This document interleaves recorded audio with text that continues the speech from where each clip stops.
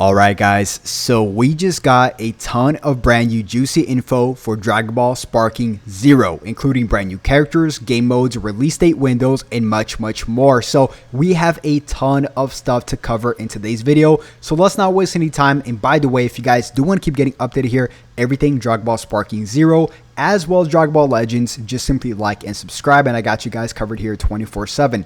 So I want to state something at the very beginning of the video. If you guys already follow me, you guys know I am terrible with names pronunciation, so I will most likely mispronounce a ton of names in today's videos. Now, quickly, all of these leaks and info come from multiple sources, such as Sofon Lee Geek or Yi Kai's, probably mispronounced that, as well as Laun SSJ. So once again, most likely mispronounced that. This is a translation straight from a French to English translation that I did from Lemal. I'm just going to call him Lemal. That seems pretty easy. So let's not waste any time, guys, okay? The first bad thing about this, we have multiple good things, but I'm going to start off with the bad thing really quick just to kind of rip off the band-aid. There will be no local multiplayer. This has been reconfirmed, which, by the way, all these sources come from, of course, Le Geek. He actually he interviewed the producers of Sparking Zero, so he got some juicy info. Go follow him there. But this is everything summed up in one video. There will be no local multiplayer. Now, this is something that has been confirmed before, but now it's just double down confirmed. Most likely due to some Sony or Microsoft policy reasoning or marketing strategy and sales.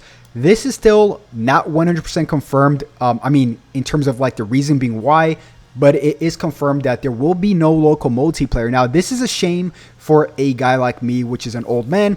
I've been playing Dragon Ball since the PS1, PS2 days, ever since the original Budokai.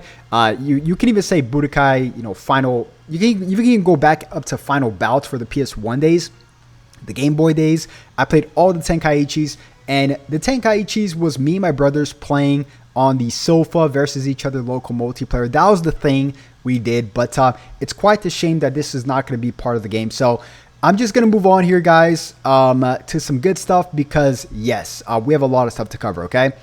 So, once again, sorry for my mispronunciations, but one of the producers, June, takes the reins as producer of Dragon Ball Sparking Zero, but remains under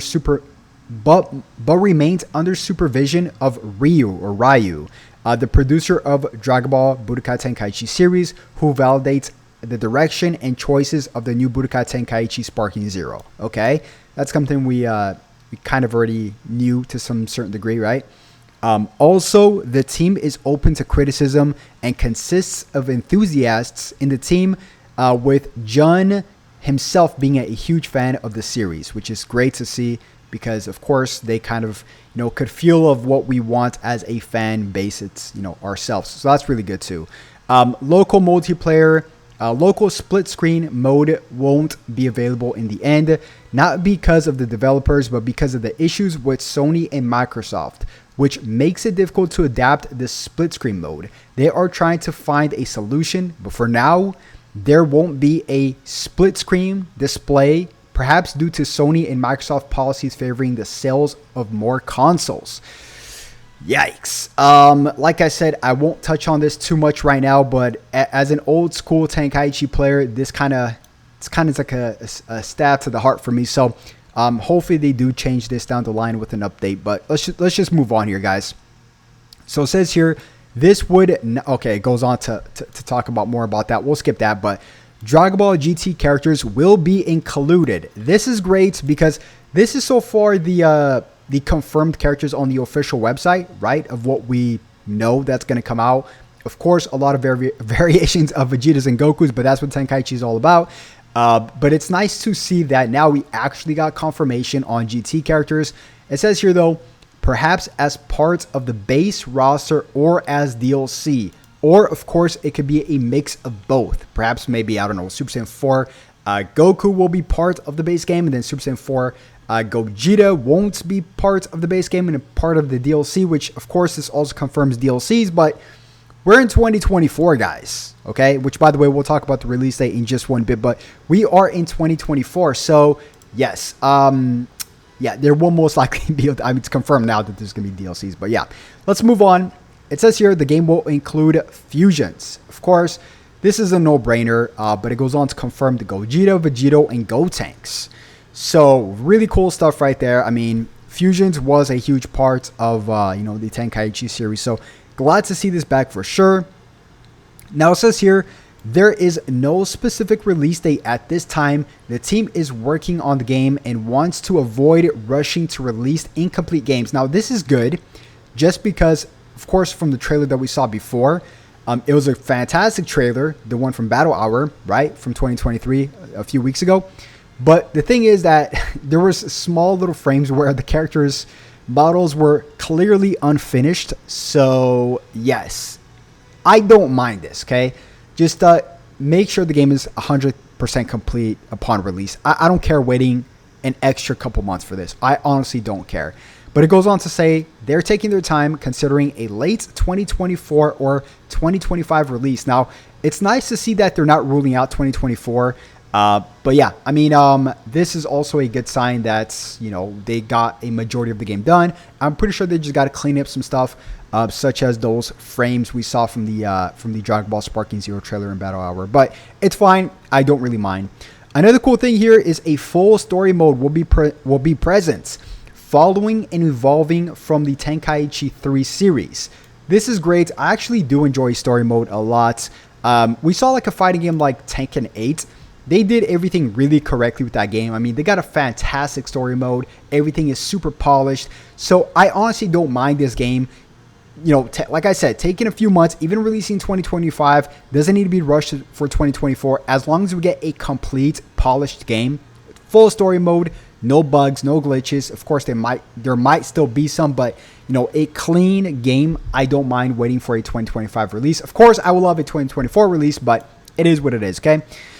Next up, the graphics have been improved compared to the trailers already, so this is great.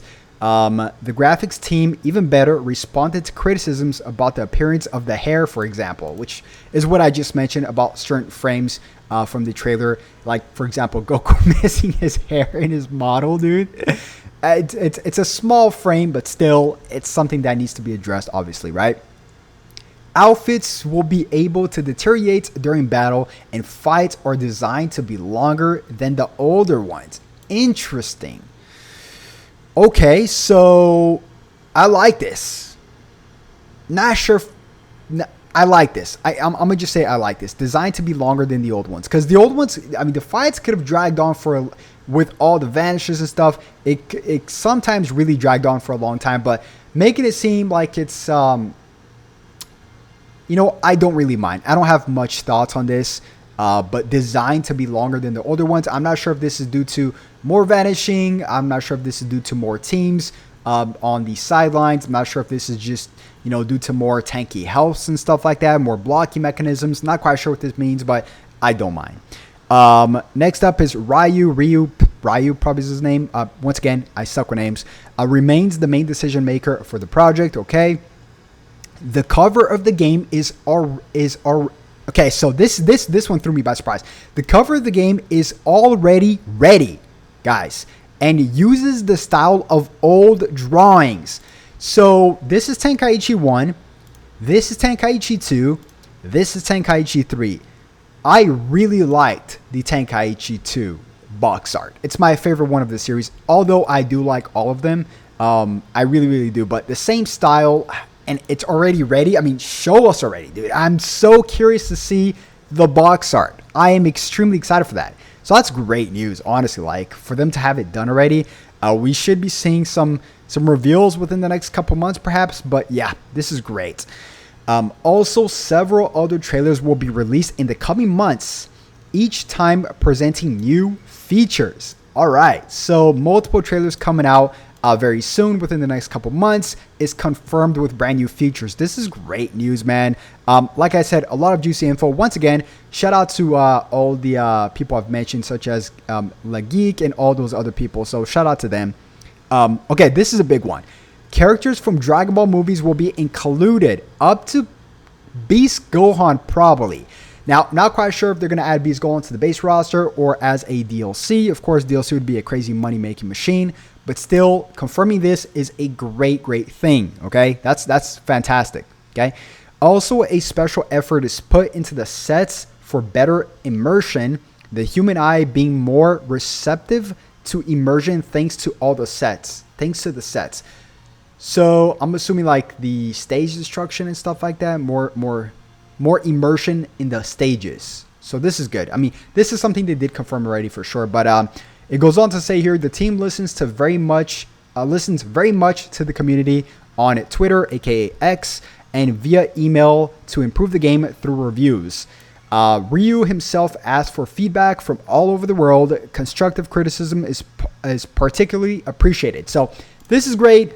I'll add a constructive criticism here since we're already on this video topic. But comment down below your constructive criticisms as well, just in case they do watch this video. But I would absolutely love two things, okay? I can make a full video on this, but two things just off the top of my head.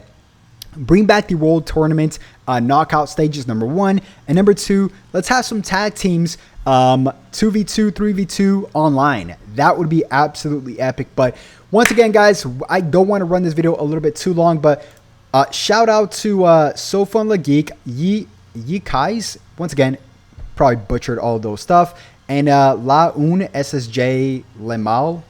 Once again, shout out to all you guys. And if you guys want to keep getting updated here 24/7, everything Dragon Ball Legends, as well as Dragon Ball Sparking Zero, simply just like and subscribe and have those notifications on, and I got you guys covered. Have a good one. Peace.